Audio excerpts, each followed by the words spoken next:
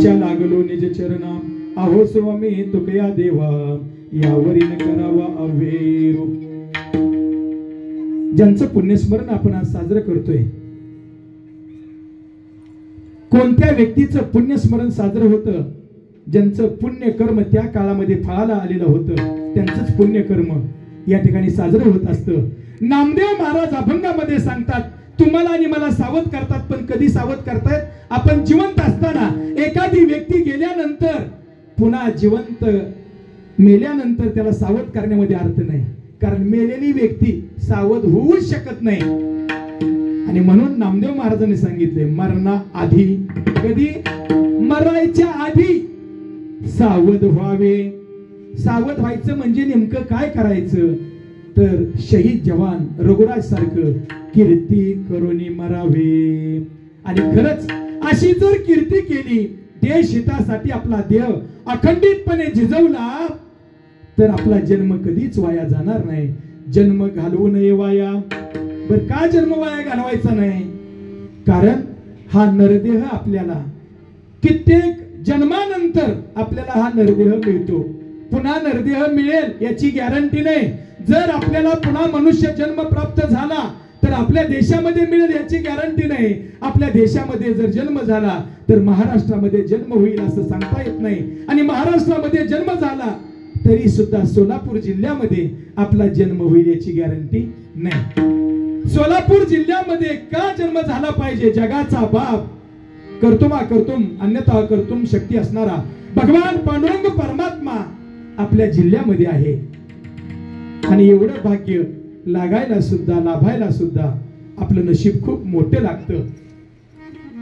आणि म्हणून जन्म घालवू नये वाया, मानवाची उत्तम काया. आणि मग नामदेव महाराज शेवटच्या चरणामध्ये सांगतात, आपल्याला मनुष्य जन्म मिळालाय पण कळाला नाही. जर खरंच मनुष्य जन्म आपल्याला कळाला असता तर कीर्तन सुरू होण्यापूर्वी हा सभा मंडप गच्च भरला असता. ज्यांना मनुष्य जन्म कळाला ते धर्म परिवर्तन मंडपामध्ये आहेत. आणि ज्यांना धर्मच कळाला नाही, ज्यांना आपल्या मनुष्य देहाची किंमत कळाली नाही, ती व्यक्ती मात्र आपापल्या कामामध्ये निवांत आहे. मंडपामध्ये येण्यासाठी सुद्धा आपलं कर्म चांगलं असावं लागतं. धर्म परिवर्तन मंडप में भगवान परमात्मा सभी को बुलाते हैं, लेकिन वही आते हैं जिनको भगवान परमात्मा अपने मानते हैं, वही लोग मंडप में आते हैं. तुम्हाला भगवान परमात्म्यानं आपलं मानले, तुमच्यावरती भगवान परमात्म्याचा शुभ आशीर्वाद आहे, म्हणून आपण या ठिकाणी आहोत. विठ्ठल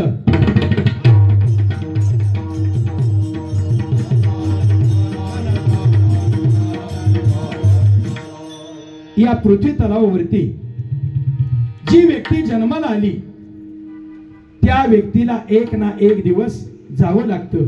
या ठिकाणी कुठलाच अवतार उरण्यासाठी आला नाही, येत नाही. म्हणजे आपला कुठलाच अवतार येत नाही.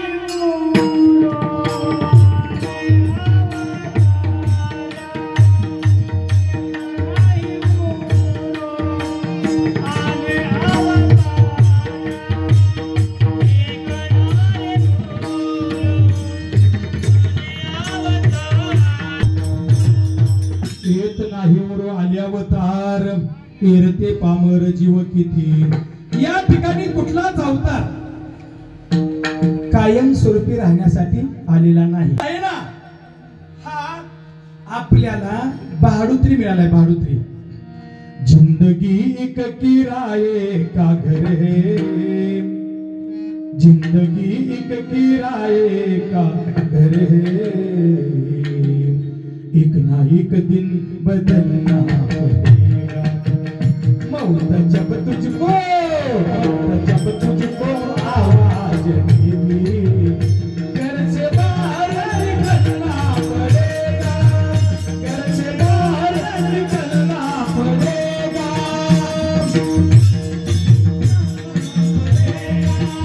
घर से बाहर निकलना सांस रुक जाएगी चलते चलते. बसा खाली. सांस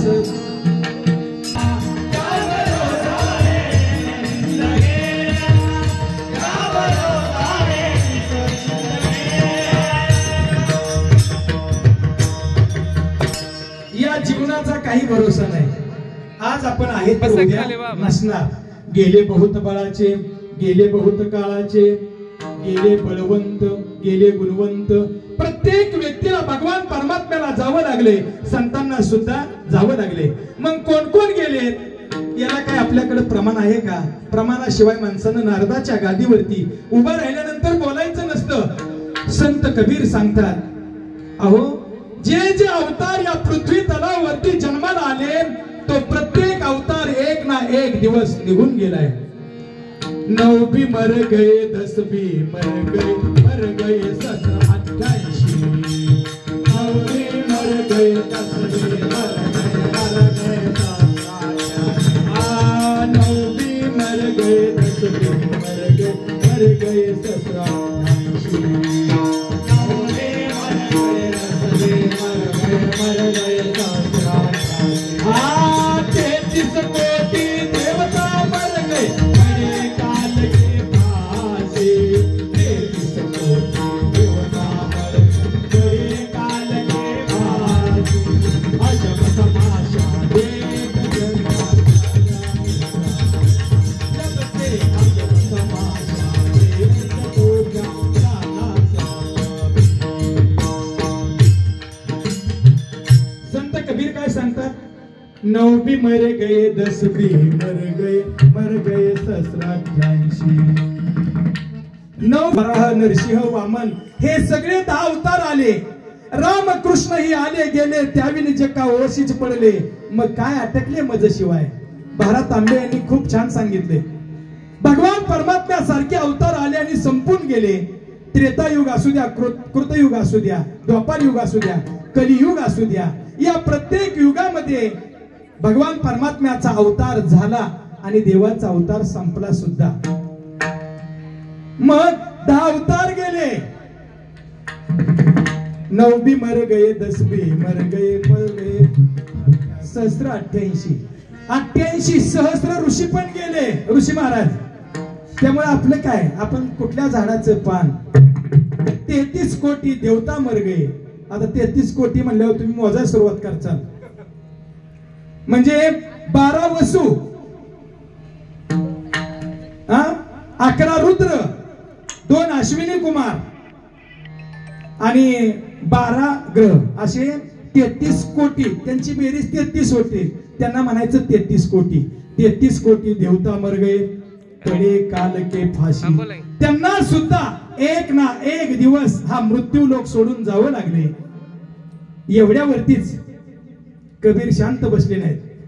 कबीरांना ही सुद्धा थोडं कमी वाटलं आणि मग सांगायला, पीर मरे पैगंबर मरे, मर गए जिंदा जोगी. म्हणजे पीर गेले, पैगंबर मर गए, मर गए जिंदा जोगी. हकीम मर गए म्हणजे वैद्य मेला, आजारी पेशंट मेला, कुणी जिवंत राहिला नाही. राजा असू द्या, भिकारी असू द्या, त्याला एक ना एक दिवस जावं लागलं. आणि तुम्ही म्हणाल ही झाली सगळी संतांची मांदी आई. संत गेले, भगवंत गेले, मग त्यांची ते गेले, मग आपलं काय? मग कशासाठी भजन पूजन करायचं?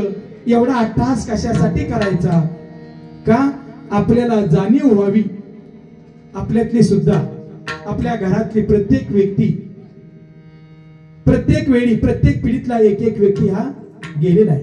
मग आपल्यातली सुद्धा एक यादी सांगितली. आजा मेला, पंजा मेला, बाप मसना गेला. आजा मेला, पंजा मेला, बाप मसना गेला. देखत देखत नात बंधू तोही तैसा झाला. देखत देखत नात बंधू तोही तैसा झाला. काय सांगितले? आजा मेला, पंजा मेला म्हणजे आपला आजा गेला, आपला पंजा पण गेला, आपले वडील पण गेले. आपल्याला सुद्धा एक दिवस जावं लागणार आहे. आणि प्रत्येक माणसाचं आयुष्य 100 वर्षाचं आहे. म्हणून तर पंजाच्या पुढची पिढी घेतलीच नाही. कारण पंजाच्या पुढं खापर पंजाब येईपर्यंत आपलं आयुष्य संपलं. म्हणून तर सांगितले आजा मेला पंजाबेला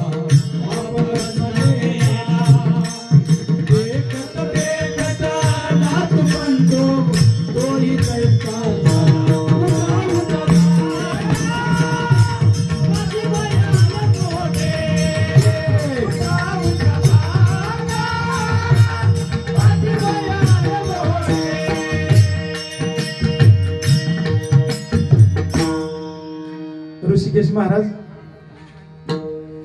गाण्याची चाल असली की बरं वाटतं. आणि हे गाणं आहे ती कशावरती आपलं आज 36वी पुण्यतिथी आहे शहीद जवानांची. आणि चाल सुद्धा वेगळी नाही काय, आपलं देशभक्तीपरच गीत आहे. कुठलं आहे? गदर चित्रपटातलं. आजा मेला पंजा मेला बाप मसना गेला. म्हणजे आपल्यातल्या प्रत्येक व्यक्तीला एक ना एक दिवस जावं लागणार आहे. महाराज तुम्ही म्हणणार पुढे बसलेली तुम्हाला आम्हाला तुम्ही आठवण का करून देताय? त्याला कारण असं आहे, आपल्याला सावध केल्यानंतर आपल्याला वाटतं नाही आपला मार्ग चुकीचा आहे, आपण सरळ मार्गाने गेलं पाहिजे. एकदा कीर्तनामध्ये मी सांगितलं, कीर्तनाला आलेल्या व्यक्तींपैकी सगळ्या व्यक्ती 7 दिवसात मरणार आहेत. त्या सगळी रागानं माझ्याकडे बघायला लागली. लगा बाबा आम्ही कीर्तनाला आलोय, भगवान परमात्म्याचं नामस्मरण केल्यानंतर काहीतरी आयुष्य वाढेल असं आम्हाला वाटलं, आणि तुम्ही तर सांगताय कीर्तनाला आलेली 7 दिवसात मरणार आहे ती. मग बसलेल्यांनी विचार केला, लका ती आपली घरी बसलेलीच बरी आहे ती, चल चल म्हणलं तर आलं नाही. त्याला माहित होतं महाराज आपल्याला 7 दिवसात मारणार आहे. त्यामध्ये सगळ्यांचे चेहरे पडले, पण एक आजीबाई अशा होत्या त्या मात्र घरातले घरात हसत होत्या. त्या आजींना मी कीर्तन संपल्यानंतर बोलवून घेतलं आणि म्हणलं आजी, सगळी जण नाराज झाली 7 दिवसात मरणार आहेत म्हटलं की, आणि तुम्ही मात्र खुश आहे. आजीने सांगितलं महाराज मी नातेपुतेची नाहीच, तुम्ही काय सांगितलं या गावातल्या या मंडपात बसलेल्या सगळी महिला पुरुष 7 दिवसात मरणार आहेत, मी मात्र फडतरीची आहे, मी काय मरणार नाही. तसं नसतं, फडतरीत असू द्या नाहीतर गुहेत जाऊन लपून बसू द्या, त्या व्यक्तीला जावं लागतं. विठ्ठल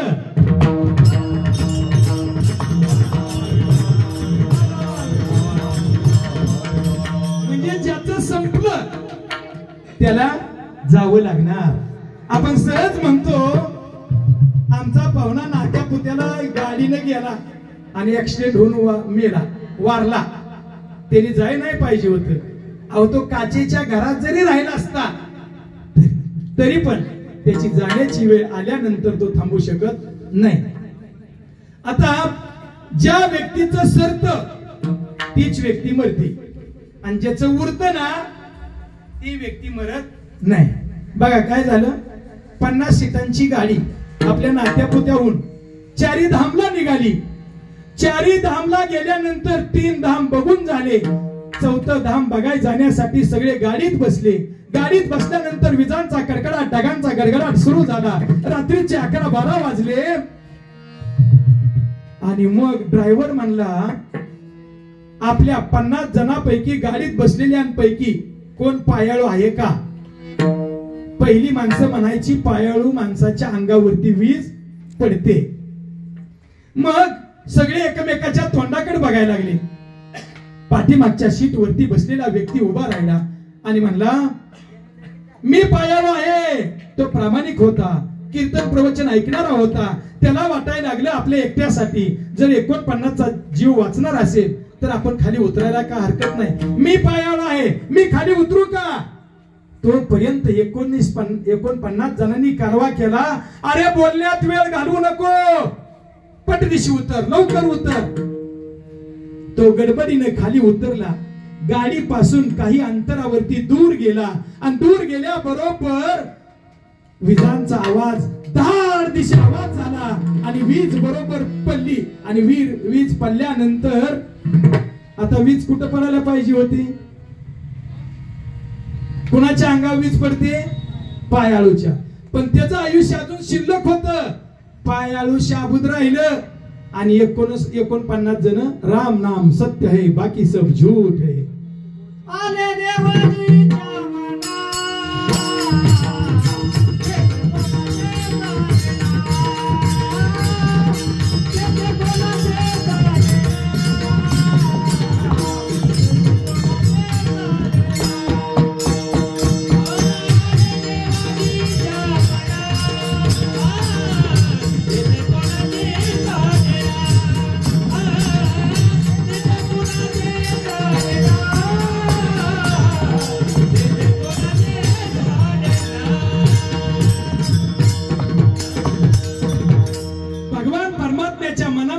आपलं तिथे काय चालत नाही.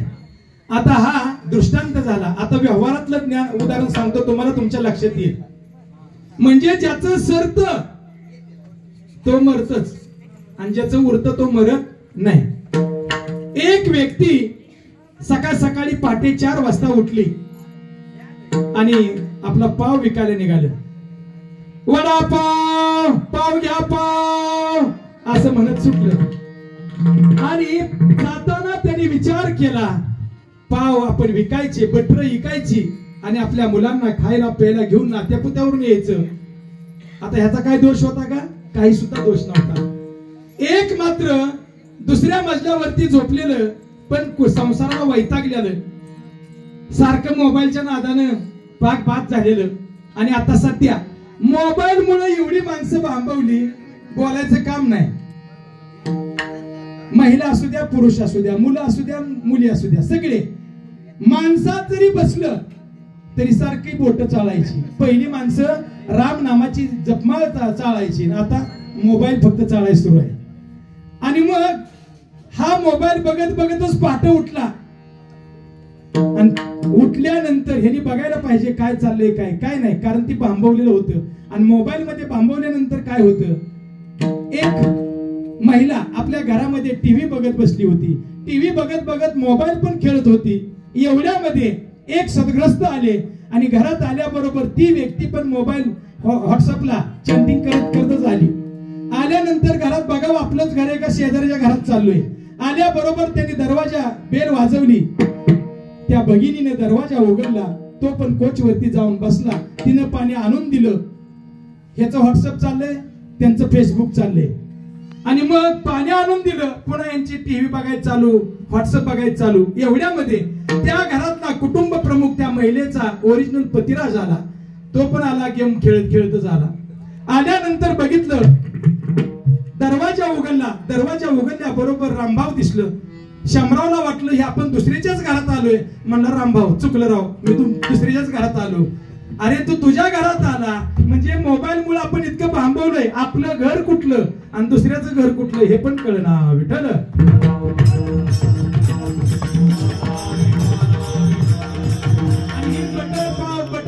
बटर पाव करत करत निघालं.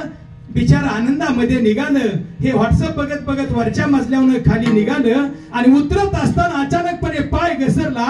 असं ते धप्प दिशी बरोबर पडलं, पाववाल्याच्या टकोऱ्यावर पडलं बरोबर. आता वरनं दुसऱ्या मजल्यावर जर ती पडलं तर पाववाला राहिला सर का. आणि त्यात पाववाला होतं 2.5 फुटी आणि ती होतं 6 फुटी.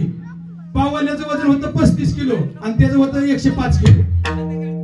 अहो पाववाला आनंदामध्ये माघारी जाणार होता, पाववाला मेलं. आणि जी वैतागलं होतं ना त्याच्या केसाला सुद्धा धक्का लागला नाही. विठ्ठल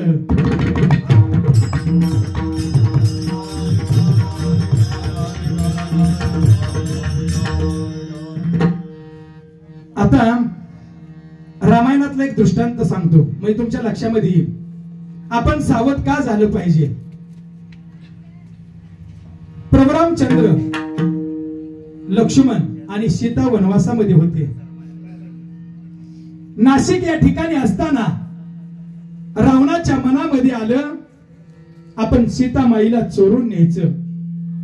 आपण म्हणतो सहज रावण कपटी. रावण कपटी नव्हता. रावणाला रामाची प्राप्ती, रामाचं चरण स्पर्श करायचं होतं. रामाला स्वतःला मिळवून घ्यायचं होतं. म्हणून त्यांनी सीतेला पळवून नेलं. रावणाला सीता पळवून न्यायची काय गरज आहे.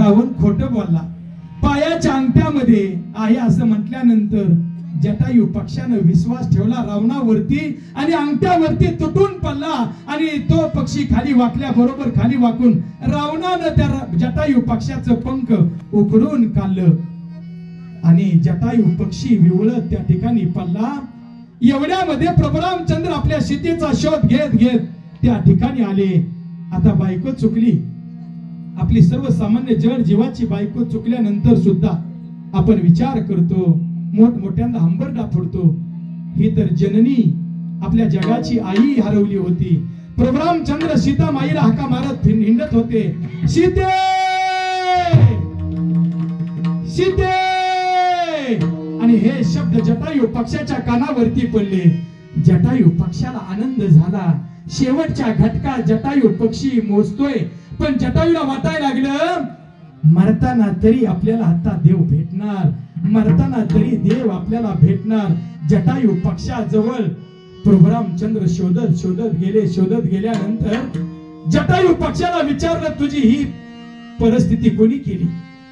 जटायू पक्षाने सांगितलं, आपल्या सीता माईला रावण घेऊन निघाला होता, रावणाशी युद्ध केलं, पण रावण माझ्याशी खोटं वागला, गद्दारी केली आणि माझी अवस्था ही त्याने अशी केली. प्रभू रामचंद्रानं जटायू पक्षाला आपल्या मांडीवरती घ्यावं. काय भाग्य असेल जटायू पक्षाचं, ज्याच्यासाठी जन्मोजन्मी आपण पुण्य केलं तरी भगवान परमात्मा आपल्या स्वप्नामध्ये सुद्धा येत नाही. पण जटायू पक्षाला प्रभू रामचंद्रानं मांडीवरती घेतलं आणि कुरवाळत कुरवाळत विचारलं, जटायू तुझा उद्धार करू? अरे जटायू तुझा उद्धार करू का?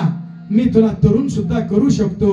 जटायू पक्षाने सांगितलं, देवा माझी कुठलीच आता अपेक्षा नाही. ज्या भगवान परमात्म्यासाठी अखंड देह मी व्हायला, तोच देव प्रत्यक्ष माझ्या पुढे उभा आहे.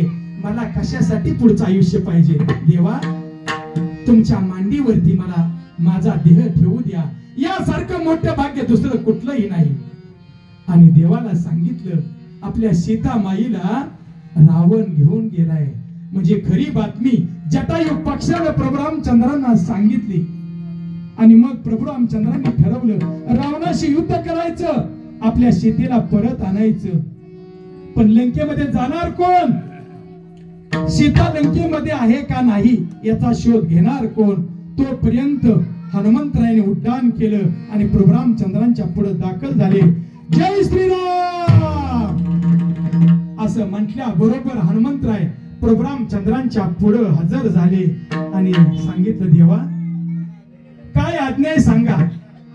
त्यावेळी प्रभू रामचंद्रांनी सांगितलं, आपल्या सीता माईला रावणानं चोरून नेली. आपल्याला रावणाकडे आपली सीता माई आहे का याचा शोध घ्यायचा आहे. करुणी उड्डाण केले लंकेचे शोधन. मारुती रायाने उड्डाण केलं, लंकेमध्ये गेले. अशोका वाटिकेमध्ये त्या ठिकाणी सीता माईला पाहिलं. सीता माईला पाहून पुन्हा आनंदामध्ये आले आणि आनंदामध्ये येऊन जय श्रीराम अशी गर्जना करून त्या ठिकाणी उपस्थित झाले. आणि प्रभू रामचंद्रांना सांगितलं, महाराज काही काळजी करू नका, आपली सीता माई अगदी आनंदामध्ये आहे. आपली सीता माई आनंदामध्ये आहे. त्यावेळी प्रभू रामचंद्रांना सांगितलं, तिथं आनंदात असून उपयोग नाही, आपल्याला सीता माईला इकडे घेऊन यायचंय. आणि मग सगळी वानर गोळा केली, सेतू बांधला, पूल बांधला. पूल बांधत असताना सुद्धा देवापेक्षा भक्त श्रेष्ठ असतो. कृपा ज्याच्यावरती झाली ते हनुमंतराय, ज्यांनी कृपा केली ते प्रभू रामचंद्र. प्रभू रामचंद्रांपेक्षा श्रेष्ठ ठरले हनुमंतराय. म्हणून तर अजून सुद्धा हनुमंतराय चिरंजीवी आहेत. का?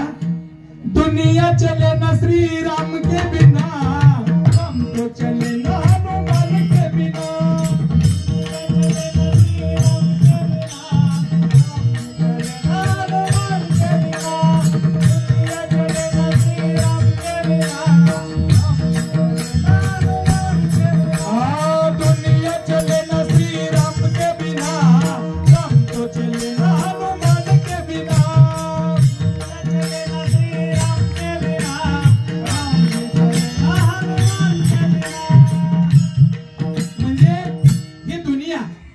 रामचंद्राशिवाय चालू शकत नाही, पण रामांचं कार्य हनुमंताशिवाय होऊ शकत नाही. म्हणजे सीतेचा शोध लावला कोणी? हनुमंतरायांनी. म्हणून भक्त हा देवापेक्षा श्रेष्ठ असतो. हनुमंतराय म्हटले, मी असताना तुम्ही का काळजी करताय? ज्याप्रमाणे कोंढाणा किल्ला घेण्यासाठी ज्यावेळी शिवाजी महाराज तानाजी मालुसरेंना म्हटले, तुम्ही वरबाप म्हणून लग्न मंडपामध्ये मिरवावं, मी मात्र जातीनं कोंढाणा किल्ला घेण्यासाठी जातोय. त्यावेळी तानाजी मालुसरेने सांगितलं, आमच्या बापानं लढायला जावं आणि वरबाप म्हणून मंडपामध्ये मिरवावं हे आम्हाला शोभत नाही. ह्याला म्हणायचं स्वामी काज गुरु भक्ती, आपल्या मालकाविषयी निष्ठा, ह्याला म्हणतात निष्ठा. आता झाली सगळी निष्ठा निष्ठी. कशावर आपली निष्ठा राहिली नाही, आई वडिलांवरती निष्ठा नाही, सगळी लावली चेष्टा. आणि मग हनुमंतरायने सांगितलं, मी आहे. हनुमंतराय आणि प्रभू रामचंद्रांना घेऊन युद्ध करायला निघाले. राम आणि रावणांचं युद्ध सुरू झालं आणि त्या युद्धामध्ये लक्ष्मणाला शक्ती लागली. लक्ष्मण मूर्छा अवस्थेमध्ये पडले, बेशुद्ध अवस्थेमध्ये पडले. ही बातमी प्रभू रामचंद्रांना कळून द्यायची नाही अशी सगळ्यांनी ठरवलं होतं. पण तो जगाचा बाप आहे, त्याला काय माहित नसतो? सगळं माहित असतं का? चतुरा तो शिरोमणी, गुणलावण्याची खाणी. भगवान परमात्म्याला सगळं कळतं. मुगुट सकल मनी,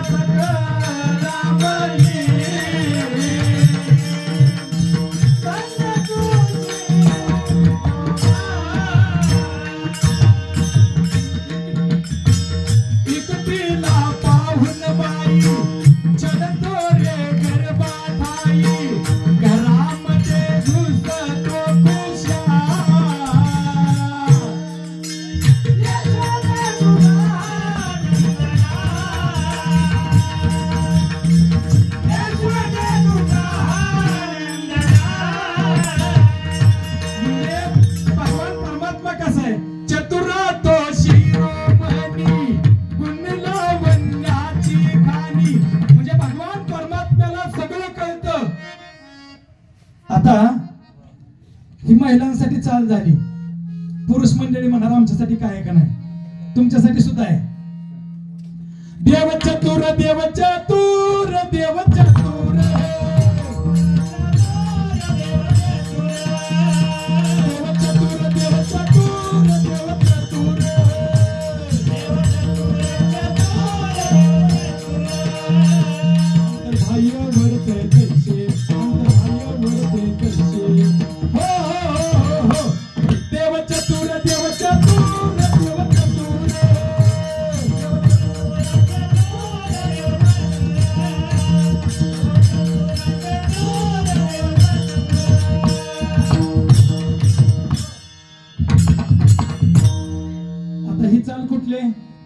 डोलं मोराचे. आता ती काय झाले, वयस्कर माणसं पण डीजे हे ऐकून काय आपल्या लक्षात राहत नाही. पहिली गाणी पण भारी असायची.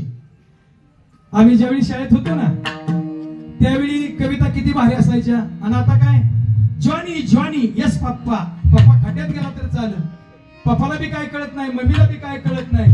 मम्मीलाच पोरग म्हणतं यू आर बफेलो, तरी आई म्हणते यस व्हेरी गुड. आईला कळलं ते आपल्याला म्हैस म्हणतंय. पहिल्या कविता कशा असायच्या, खरा तो एकची धर्म. त्यावेळीची कविता अशी होती, जगाला प्रेम अर्पावे. पण आता कसे, खरा तो एकची धर्म, जगाचे बांध कोरावे. पहिली कविता, खरा तो एकची धर्म, जगाला प्रेम अर्पावे. आता भाव वारीला जावावा आणि मी बांध कोरावा. पहिल्या कविता भारी. आणि माता माऊलीनं तुम्ही सांगा, तुमचं लहान मुलग ज्यावेळी लहान होतं, आता ह्या आजी बसलेत ना माझ्या आईच्या वयाच्या त्या, ज्यावेळी त्याला आम्ही लहान होतो त्यावेळी आई काय करायची, असं काकाला घ्यायची, निंबोनीच्या झाडा मागे चंद्र झोपला गे बाई, आज माझ्या पाडसाला झोप काग येत नाही. आणि लेकराकडे अशी बघायची. आता व्हॉट्सअपच्या नादात पोरग खाली पडलं तरी आई बघत नाही. आणि पहिल्या काळामध्ये आई झोपताना लेकराला म्हणायची, झोप रामा झोप कृष्णा. आणि पहाट झाली की म्हणायची, उठ रामा उठ रघुनंदना. आता आई अंगाई घेत नाही, बाळाला खेळवते पाच मांडीवर आणि रडलं की झपाला देते, मोबाईल बघायचं काय बंद करत नाही. सकाळी उठल्यानंतर उठ रामा फिमा काय नाही, धपका देते, उठ मुड द्या, दिवस उगवला की पाक. त्यामुळे मुलांवरती आपल्या संस्कार कमी व्हायला लागले. आणि तुम्ही संपत्ती कितीही कमवा, जर संतती संस्कारक्षम नसेल तर काही उपयोग नाही. विजयपथ सिंघानिया केवढा मोठा मालक आहे कापडाचा. मुंबईमध्ये 33 मजल्याची इमारत आहे, पण आता भाड्याच्या खोलीत राहतोय. का? मुलांवरती संस्कार द्यायला कमी पडला. आपण चटणी भाकर खाऊ द्या, पण आपली मुलं संस्कारक्षम असल्यानंतर आपल्याला कधीच काही कमी पडत नाही. आणि मग ज्यावेळी लक्ष्मणाला शक्ती लागली त्यावेळी आता करायचं काय, प्रभुरामचंद्रांना समजू द्यायचं नाही. पण प्रभुरामचंद्रांना सगळं कळलं. प्रभुरामचंद्र गडा गडा गडा गडा लोळायला लागले. आणि लोळल्यानंतर प्रत्येकाने ठरवलं आता काय करायचं, आता काय करायचं. लक्ष्मण जर वाचत नाही तर सीतेचा शोध लागत नाही, सीतेचा शोध लागत नाही, प्रभुरामचंद्र युद्ध करत नाही. आणि प्रभुरामचंद्रानं युद्ध नाही केलं, आपल्याला कीर्तन नाही, प्रवचन नाही, टाळ नाही, माळ नाही, बुक्का नाही, काय नाही, सलाम अलैकुम. म्हणजे आपल्याला काही आपल्याला स्वातंत्र्यपणे करता येणार नाही. आणि मग तोपर्यंत हनुमंतराय दाखल झाले. जय श्रीराम हजर झाल्याने म्हटले, अरे बिभीषण पहिल्यांदा दाखल झाले. आणि बिभीषणानं सांगितलं, बिभीषण कोण होता, रावणाचा भाऊ. त्यांनी सांगितलं जर लक्ष्मणाला वाचवायचं असेल तर माझ्या भावाचा वैद्य, त्या वैद्याचं नाव आहे सुषेण वैद्य. सुषेण वैद्याकडे तुम्ही गेला आणि त्याला घेऊन आला तर आपला लक्ष्मण 100% वाचणार. पण त्याला आणणार कोण, रावणाच्या दरबारात जाणार कोण. हनुमंतराय म्हणले मी आहे ना. हनुमंतरायने उड्डाण केलं. आणि उड्डाण केलं कसं, जय श्रीराम असं सुषेण वैद्याच्या दारात, सुषेण वैद्याच्या दारामध्ये गेल्याबरोबर हाक मारली, सुषेण वैद्य बाहेर या. सुषेण वैद्यानं हळूच दरवाजा उघडला. बघितलं तुला काही तर माणूस दिसत नाही, माकडासारखं दिसतंय, कोण आहे. त्यांनी विचारलं आपण कोण. त्यांनी सांगितलं मी रामाचा सेवक हनुमंतराय म्हणतात. मग तू माझ्याकडे का आलाय का, मी रावणाचा सेवक आहे, तू रामाचा सेवक आहे. अरे आमच्या लक्ष्मणाला शक्ती लागली, त्याला वाचवायचे. येडा झाला काय, मी काय कलियुगातला माणूस आहे का. फॉर्म भराय एका बरोबर, काढून गेला दुसऱ्या बरोबर, प्रचार कराय तिसऱ्या बरोबर, असला माणूस आहे काय. मी निश्चिम रावणाचा वैद्य आहे. मी अजिबात तुझ्या बरोबर येणार नाही. नाही तुला यावं लागेल, नाही आला तर तुझं काही खरं नाही. तो म्हणला मी घरात जातो आणि घरात जाऊन विचारून येतो. कोणाला विचारायचं आता, कोणाला विचारते. आता आपण सगळे विचारा की आपल्या मनाला, आपण कुठलाही चांगला निर्णय घेताना कोणाला विचारतो, आपल्या गृहमंत्र्यांना. तसं ते विचारायला गेलं म्हणजे आपण काय चुकीचं करत नाही, पुरावा आहे त्याला मागचं. म्हणजे तुम्ही ऐकता असं काय नाही, मी पण ऐकतो, न्याय विचारून चालू कीर्तनाला निघाले म्हणून. म्हणजे प्रत्येक व्यक्ती आपल्या ग्रह, कारण ती लक्ष्मी आहे. पाय लक्ष्मीच्या हाती किशियावे काकुलती, योगिया नावा तो हरी मज दिना ते उद्धरी. आपला उद्धार करायचा असेल तर विष्णू लक्ष्मी नारायणासारखा जोड आपला पाहिजे. आणि मग तो विचारायला गेला, असे आत्मकडी लावून घेतली. बायको म्हणली का हो, तुम्ही रावणाचं वैद्य आहे आणि घाबरल्यासारखं का वाटतंय, थंडीचा दिवस आहे तरी तुम्हाला घाम का सुटलाय.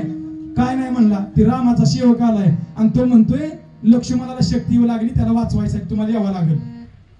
याडबी लागलं काय, रावण आपल्याला मारून टाकल. पुन्हा हनुमंतरायाने हाक मारली, सुशेन वैद्य बाहेर या. तो म्हणला मी बाहेर आलो असतो, तुमच्या बरोबर आलो पण असतो. दरवाजा उघडला आणि बाहेर येऊन सांगितलं मी जर तुमच्या बरोबर आलो तर रावण मला जिवंत ठेवणार नाही. हनुमंतरायने बाहेर सांगितलं. हनुमंतराय म्हणले रावण तुम्हाला पुन्हा मारेल, पण तू जर आता माझ्या बरोबर नाही आला तर मी तुला आताच जिवंत ठेवणार नाही. त्याला वाटलं तरी पण रावणाशी गद्दारी करायला नको. दरवाजा लावला, कडी घातली. हनुमंतरायाने त्या झोपडीच्या खाली हात घातला. हनुमंतरायाला जर सांगितलं ना एखाद्याने जरा माझं डोकं दुखतंय, डोक्याची गोळी नाही अख्खं मेडिकलच घेऊन येणार हनुमंतराय होते ते. त्यांनी सुशेन वैद्याचं खरंच अख्खं हातावरती उचललं. जय श्रीराम अशी गर्जना केली आणि लक्ष्मणाच्या पुढे वैद्याला घेऊन आले. वैद्याचा नाविलाज झाला आणि वैद्यानं सांगितलं लक्ष्मण वाचतील. आता वैद्यांना पण उपाय का सांगितला? वैद्याला माहित होत आता वेळ कमी आहे, वेळ कमी राहिलाय. आता इथून 3000 किलोमीटर अंतरावरती द्रोणागिरी पर्वत आहे. तिथून संजीवनी नावाची वनस्पती आणणं शक्य नाही. मग सांगाय का हरकत आहे का? त्यांनी सांगितलं द्रोणागिरी पर्वतावरती जायचं आणि संजीवनी नावाची वनस्पती आणायची. ती वनस्पती घेऊन आल्यानंतर आपले हनुमंतराय वाचतील. आता हनुमंतरायने विचारायला पाहिजे होतं वनस्पती कसली आहे, तिला पानं कसली आहे, ती काय नाही. ह्याला गडबड झालेली. मी आहे ना म्हटलं आणि असं जय श्रीराम असं म्हटले, उड्डाण केलं आणि द्रोणागिरी पर्वतावरती गेले. तिथं गेल्यानंतर लक्षात येणार यामधली वनस्पती कुठली. मग हनुमंतरायाचं काम काय? वैद्य आणायला लावला, डायरेक्ट वैद्याचं घरच घेऊन आला. आता वनस्पती ओळखू येईना, डायरेक्ट द्रोणागिरी पर्वताला हात घातला. द्रोणागिरी तो आणला लक्ष्मण वाचविला. धन्य अंजनीचा सूत नाव त्याचे हनुमंत. हनुमंतराय गेले, द्रोणागिरी पर्वतच घेऊन आले आणि पर्वत घेऊन आल्यानंतर लक्ष्मण जागा झाला. राम रावणाचं युद्ध संपलं, रावण हरला, राम जिंकले आणि पुन्हा रावणाच्या गादीवरती विभीषणाला बसवलं. 6 महिने कारभार व्यवस्थित चालू होता. 6 महिन्यानंतर विभीषणानं प्रभू रामचंद्रांना निरोप धाडला. काय सांगितलं? देवा, ज्या सुशेन वैद्यानं आपल्या लक्ष्मणाला वाचवलं तो सुशेन वैद्य मात्र मेला. म्हणजे जो वाचवतो त्याला सुद्धा एक ना एक दिवस जावं लागतं. सुशेन वैद्य गेला आणि सुशेन वैद्य गेला ही बातमी समजल्या बरोबर प्रभू रामचंद्रांच्या डोळ्यातून अश्रू आले. पण ते म्हणले सुशेन वैद्यानं सावध व्हायला पाहिजे होतं, रावणाचा संग सोडून आपल्या बाजूला यायला पाहिजे होतं. मग त्याला म्हटलं असतं आपण सावध झालो, पण ते कधी मरायच्या अगोदर त्यांनी सावध व्हायला पाहिजे होतं. अभंगाचं पहिलं चरण. मरणाधी सावध व्हावे,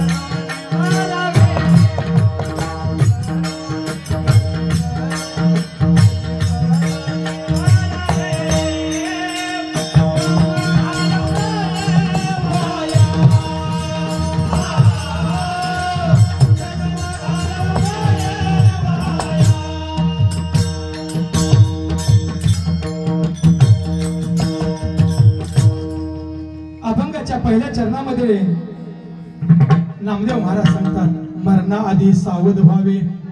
आपण सावध झालो कधी हो?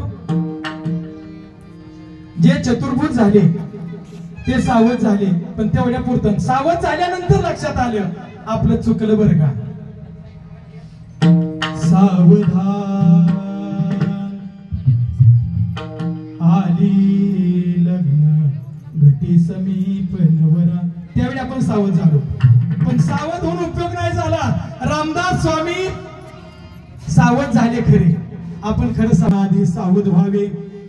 ज्याप्रमाणे रघुराज केंगार यांनी आपली कीर्ती दिगंतरी वाढवली, तसे आपण कीर्ती करून मारावे. जन्म घालू नये वाया मानवाची उत्तम काया. आपण सुद्धा या ठिकाणी बसलेला आहात.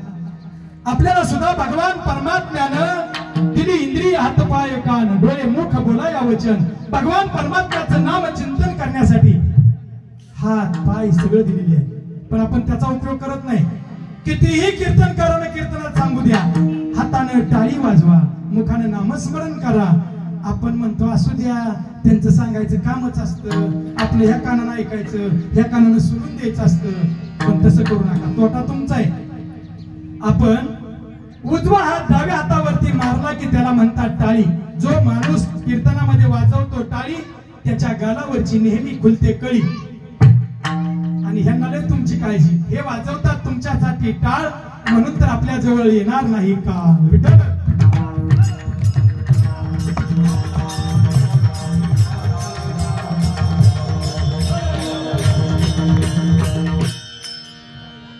तू काया नगर का सौदागर है.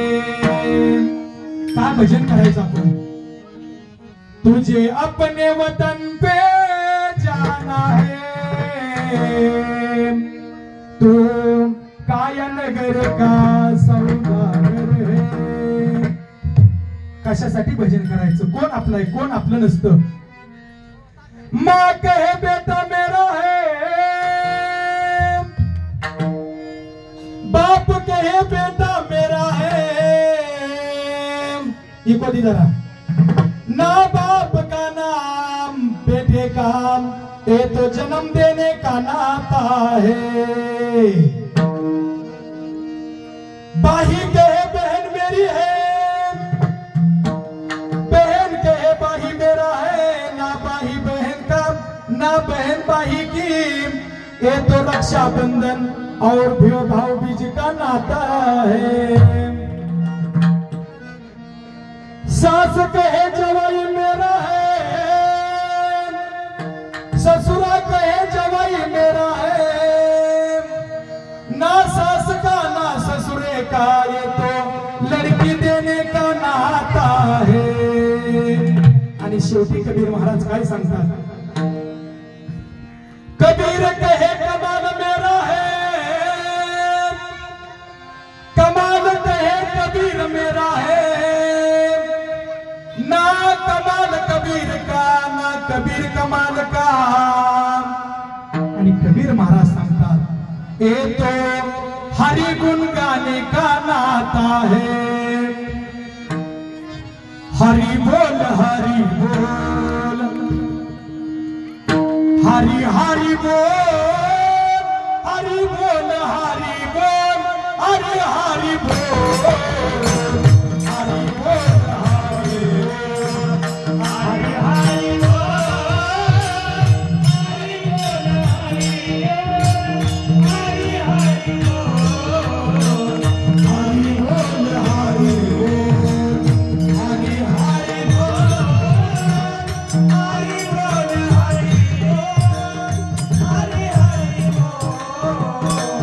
माधव बोल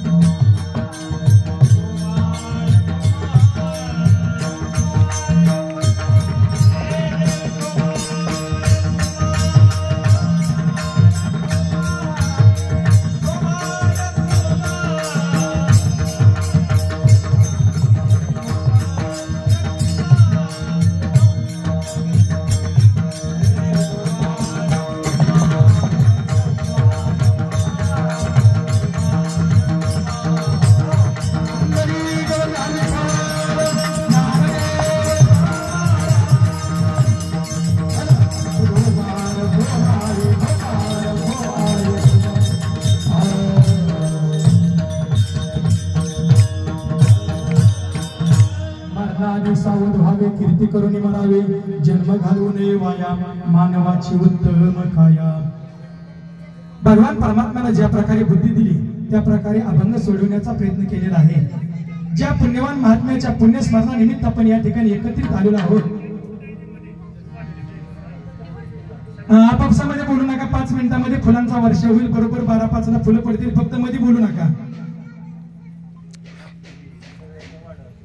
सोलापूर जिल्हा माळशिरस तालुका नातेपुते गाव.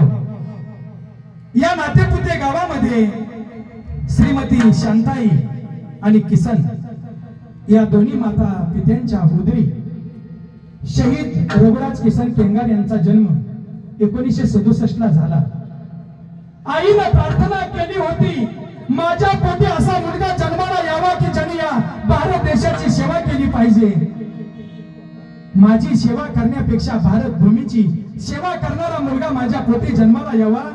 आणि भगवान परमात्म्याने आईची मागणी मान्य केली. आणि म्हणून तर 14 जुलै 1967 रोजी आई शांताईच्या पोटी रघुनाथ नावाचं फूल उमललं आणि जन्माला आलं. त्या आईची कुस पवित्र झाली. शांत आईची पुण्य आई, आईचीच पुण्य आहे. कशी आली या फळाला, शांत आईची पुण्य आई कशी आली या फळाला. शांत आईच्या कुशीनं जन्म दिला या बाळाला. शांत आईच्या कुशीनं जन्म दिला या बाळाला.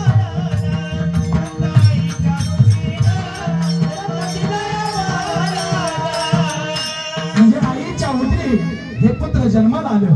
यांच्यानंतर शिवाजी, संजय अशी त्रिरत्न जन्माला आली. वडिलांना वाटायचं आपली खूप गरिबीची परिस्थिती, आपण कॉर्पोरेशनचं काम करून जीवन जगतोय शिवपुरी मळ्यावरती. आपली लेकरं गुणवान आहे ती, आपला मुलगा एक तरी देश सेवेसाठी मला लावायचा आहे. हे वडिलांचं आणि आईचं स्वप्न होतं.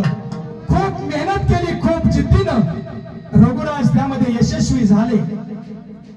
आणि 1986 ला ते आपल्या भारत देशामध्ये सैनिकांमध्ये भरती झाले. लाव छातीला माती उभा हो, भारत मातेची सेवा करण्यासाठी. लाव छातीला माती उभा हो, सैन्यामध्ये भरती व्हाया. देशासाठी धर्मासाठी अर्पण करे तुझी काया. अशी वडिलांची शिकवण होती, आईंची शिकवण होती. म्हणून रघुराज 1986 ला जॉईन झाले. ट्रेनिंगचा कालावधी संपला. ट्रेनिंगचा कालावधी 87 मध्ये संपला आणि जम्मू काश्मीरला ड्युटीवरती गेले. पण काय दुर्दैव, कलीचं फुलामध्ये रूपांतर झालं होतं. आताशी कुठं संसाराचं गाडं नीट चालणार होतं. आई वडिलांना फोन आला, आई मला सुट्टी लागणार आहे, मी आता गावाला येणार आहे. आई वडिलांना किती आनंद झाला असेल, माझं लेकरू सुट्टीवरती येणार, माझं बाळ सुट्टीवरती येणार, माझं लेकरू सुट्टीवरती येणार. आईनं शेजा पाजारीला सांगावं, माझा राजा सुट्टीवरती येणार आहे, माझा राजा सुट्टीवरती येणार आहे. आणि राजाची गाडी न येता तिरंग्यामध्ये राजाला बघितलं. काय अंतकरण आई वडिलांचं झालं असेल. कारण का ज्यावेळी शहीद, ज्यावेळी वीर आर्मी मध्ये सामील होतात ना, त्यांना जर विचारलं तुमचा संकल्प काय, तुमचं ध्येय काय, तुम्ही लढायला जाताना काय ठरवून जाता, त्यावेळी त्यांनी सांगावं, रघुराजनं सांगावं, हम जहां जाते हैं वहां तिरंगा फैला कर ही वापस आते हैं, और जहां फैला कर नहीं आ सकते तो तिरंगे में लपेट कर हम वापस आते हैं. आणि बहादर तिरंग्यामध्ये लपेटून होईना का, पण 12-14 जणांचा खात्मा करून, अतिरेंगांचा खात्मा करून रघुराज शहीद झाले. आणि त्यांचं पुण्य स्मरण आपल्या सगळ्यांच्या साक्षीने या ठिकाणी होते. 1-2 नाही, 3 तप झाली. हे कुटुंब यांचं पुण्य स्मरण करते. कारण का रघुराज स्वतःच्या कुटुंबासाठी जगले नाही, समाजाचा विचार केला, देश हिताचा विचार केला. आणि जे रक्त समाजाचा विचार करतो ना, त्या रक्ताचे नाव जोपर्यंत चंद्र सूर्य आहे तोपर्यंत अखंडितपणे नाव घेतलं जातं. आणि म्हणून तर त्यांचा जन्म सफल झाला. नामा म्हणे मनुष्य जन्म सर्व जन्माहुनी उत्तम. रघुराजचं सुद्धा जीवन खूप उत्तम झालेलं आहे. आणि मग आपण या ठिकाणी उपस्थित राहिला, जो लढायला जातो ना, आता या ठिकाणी शहीद जवान रघुराज यांचं पुण्य स्मरण असल्यामुळं आमचे गुरुवर्य मोरे महाराज, ज्यांच्या हाताला हात धरून आम्ही कीर्तनामध्ये उभा राहायला शिकलो, जवानांची आस्था बघितलं तर त्या महाराजांकडे बघितल्यानंतर आपल्या लक्षात येतं, बरेचसे जवान या ठिकाणी आजी माजी या ठिकाणी आलेले आहेत. ह्यांचं ध्येयच हे असतं, दिल दिया है जान